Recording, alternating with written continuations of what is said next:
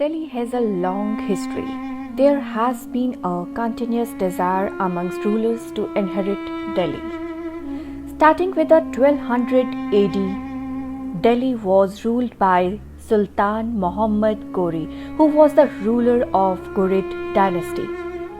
After the downfall of Ghurid dynasty, Qutbuddin Aibak, who was the general of the Ghurid dynasty, took over and started an era of Delhi Sultanate.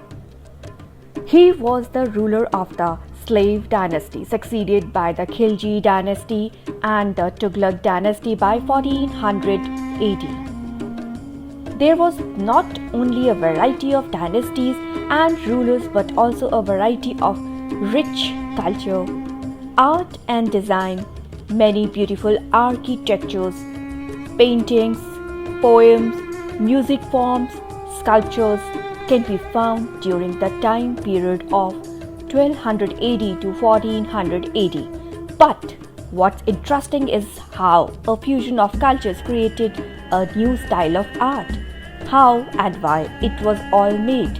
How does it contribute to the rich Indian history and millions of other questions which are answered just by looking at them.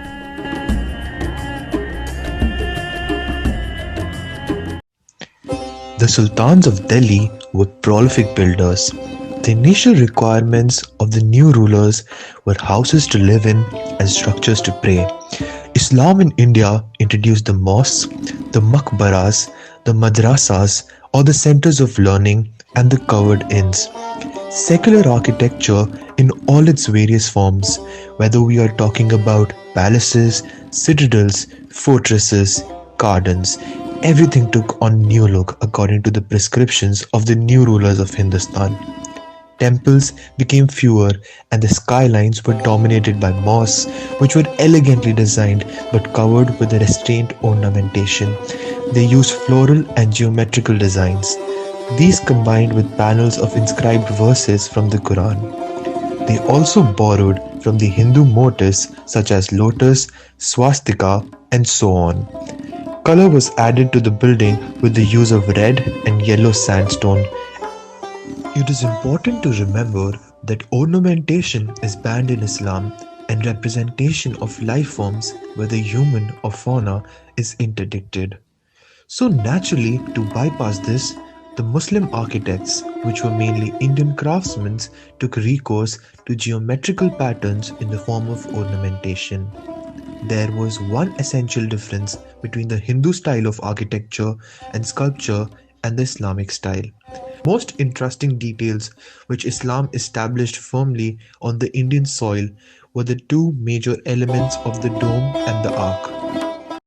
The Islamic ark was built on a new method of arranging stones or brick in the shape of wedges which spanned the empty spaces between the columns or the walls.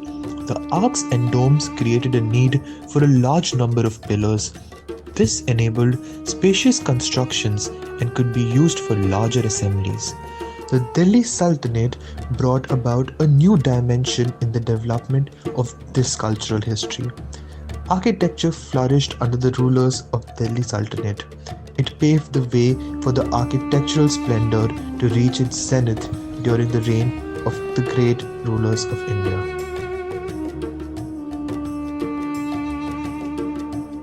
Amir Khusro was a major contributor in the field of music and dance during the Delhi Sultanate period. He was born in 1253 AD and is the spiritual disciple of Nizamuddin Aulia. He is credited with having to introduce Qawwali mode of music and therefore is known as the father of Qawwali. The Hindustani musical form emerged as a fusion of Persian, Arabic, Turkic and Indian singing traditions. He is also known as the originator of Khayala and Tarana style of music. The period also saw the introduction of new musical instruments such as tabla, sitar, which was introduced by Amir Khusro, and sarangi. The classical dance form Kathak is also believed to be developed in its present form during this era. Painting style of of the Delhi Sultanate was borrowed heavily from the flourishing traditions of Islamic painting from abroad, but were also inspired by the Hindu style of painting. The Rajput style of miniature painting continued during the Sultanate period. This style was inspired by the Persian paintings. The later sultans, particularly the Ayodhi rulers, patronized miniature painters and commissioned them to illustrate books. The features of the Sultanate painting were based on Indian traditions, which included groups of people standing in rows and identical poses, narrow bands of decorations running across the width of the painting, and bright and unusual colors that replaced the muted hues found in earlier Timurid paintings.